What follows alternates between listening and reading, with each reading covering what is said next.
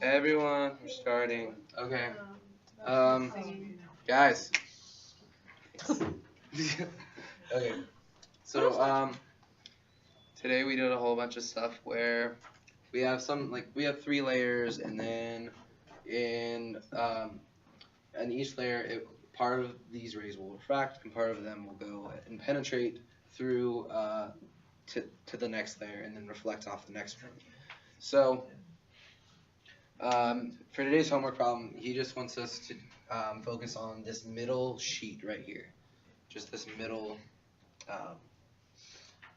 medium.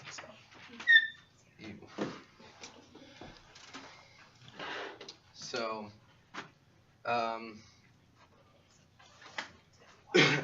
he starts by giving us the frequency in air. This is the frequency in air, which is the frequency in anything. But by doing that, we can find the wavelength, which is what's most important in this case.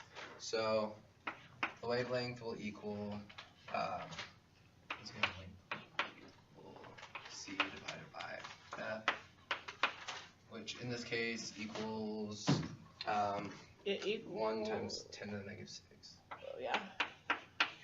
Oh, God, this is awful. And if you, I guess you could say that out. Times 10 to the 9, negative 9, would be 1,000. 10 to the 9. Okay, it's also 1,000 nanometers. In case you wanted to know. So it's 1 times 10 to the negative 6 meters, or 1,000 nanometers. Okay?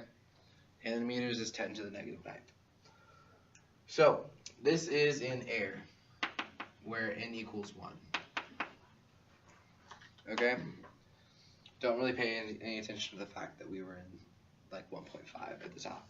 Doesn't matter. At some point, it was going through air, and the frequency is this. So, we need to find the wavelength that'll be in whatever this medium is. So, n equals 1.25. So, at this, n equals 1.25.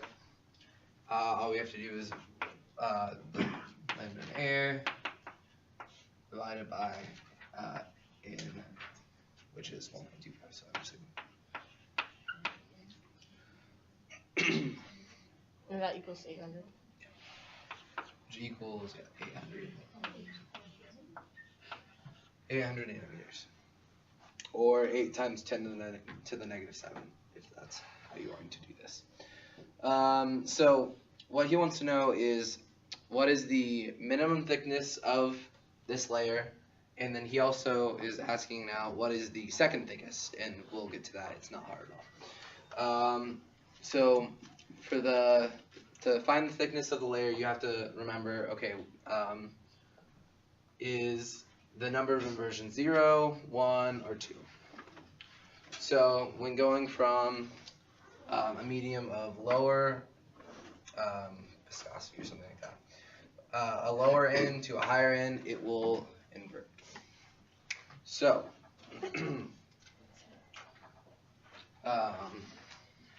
so going from here to here, it will not invert. So if we start with a crest, and this one will also have a crest, because we're going from higher to lower. But here, we'll be going from lower to higher, therefore we'll be going from crest to trough. So eventually it will be a trough. So, our total number of inversions is 1. So that means our total path length divided by our wavelength needs to be 1/2. So what was the whole crest drop thing? So this is just trying to find out how many inversions that you have, because you have to know how many inversions you had to determine which of these equations you use. Because if you have 1, or if you have 0 or 2, you're going to just have the total path length divided by wavelength will equal 1. I think the example he gave in class was that wall, where if you whip the string, I guess, I don't know. It's kind of like a way and to think about wall, it spatially. It's not start off really like this, specifically saying this is what it's like at this point. Yeah, it's not It's technically, it may or may not be like a crest or a trough. It's just trying to decide how many inversions there are. So if you can just look and see, okay, this won't be an inversion and this will be, then don't worry about it. But you do have to know how many inversions there are between the 2 layers. Yeah. Yeah, so if what equals 0 Number of inversions. So like 0, 1, and 2 are number of inversions. So going from higher to lower, you will not have an inversion. Going from lower to higher, and we're talking about the n number here. Going from lower to higher, you will have an inversion. So going from this medium to this, you will not have an inversion. So that's why I'm saying crest stays as a crest. Lower to higher, no inversion. Yeah, but higher or low. higher to lower no inversion. Higher to lower, no inversion. Lower to higher is an inversion. So at the bottom, we have an inversion. And so in this system, we have one inversion. Therefore, we use the second equation, which is over there. I hope you can see it on the video. So that means we just have to use this total path over the wavelength and that's the wavelength in the medium, by the way. So the wavelength is 800 equals 0.5. And that's also equal to twice the thickness. So,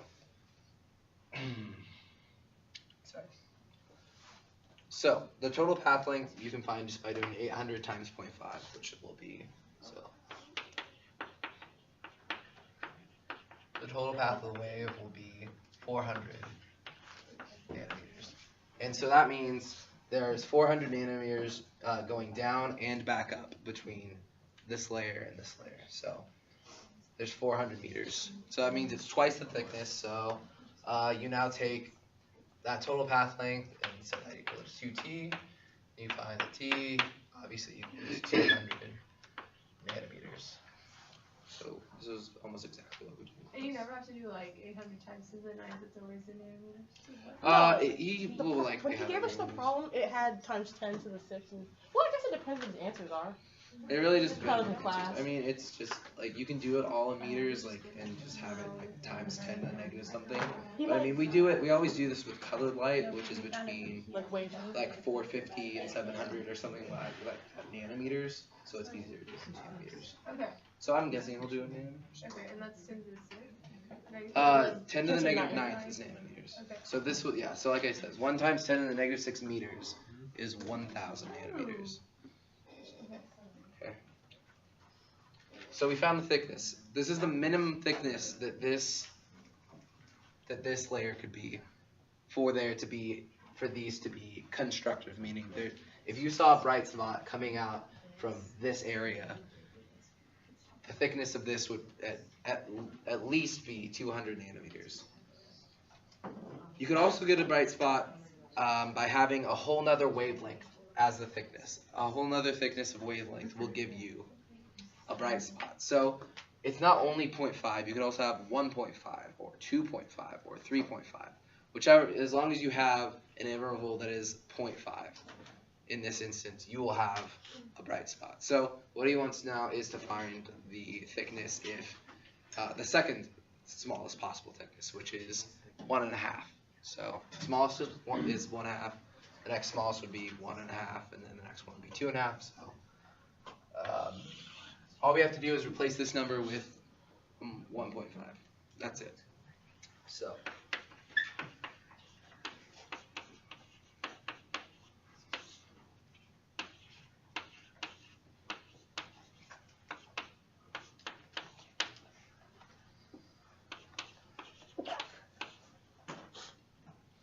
So the total path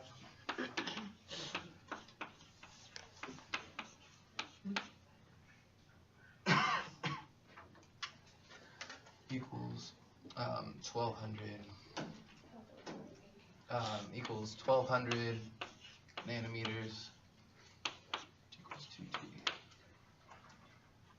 I'm pretty sure it's 1200. As long as I can still do math in my head. Which means if that's twice the thickness, it will be, the thickness will be half that, which is 600 nanometers.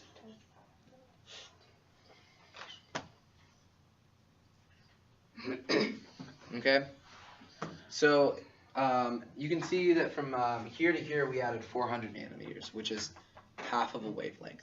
And so that means we added half of a wavelength going down and half of a wavelength going back, which as you can see, that's one full wavelength. So basically, the minimum thickness for this is like a quarter of a wavelength, and then the next one is like 3/4 of a wavelength. Sorry, but just do the equation. That's probably was very confusing. Okay, and I'm pretty sure that's all we have to do, right? Can Yeah. you just like briefly summarize what you just did? Because I couldn't go to lectures. Okay. Let's see. So, we started with something in at least that goes through basically at least 2 layers, where you'll have one surface that reflects, that will reflect, and then it will penetrate that surface and also reflect off another surface. So, basically, you're interested in when these 2 light rays are in phase. These 2 light rays are in phase when they both will be when this thickness is basically optimal, either at half a wavelength, 1.5 wavelengths, 2.5 wavelengths, or in certain cases 1, 2, and 3 wavelengths. And then so just basically you just have to determine, is this thicker, does this have a higher end than this, does this have a higher end than this, determine how many inversions you have, and use the correct equation. I'll go over it with you after, okay? Does everyone else understand what's going on for class? Yes, I do, but why would it be a bright spot at 0.5? A bright spot at 0.5. So in this case, because there's one inversion here, one full wavelength would not give you a bright spot. It actually give you a dark spot, because whereas you started with basically these 2 rays being in phase, you just flipped it to out of phase by this being inverted. That's why. So we have a bright spot. Like You would have, so if this was thicker than this, or like this was like 1.25 and this was 1.5, in that case you would not you would get an inversion here and get an inversion here, in which case you'd use the other equation, Which would result in the bright spot when the total path length equals 1 wavelength. for the one we did, it's a dark spot. For the one we did, no, we're always trying to find a bright spot. I'm so confused. We'll go over another problem, don't worry.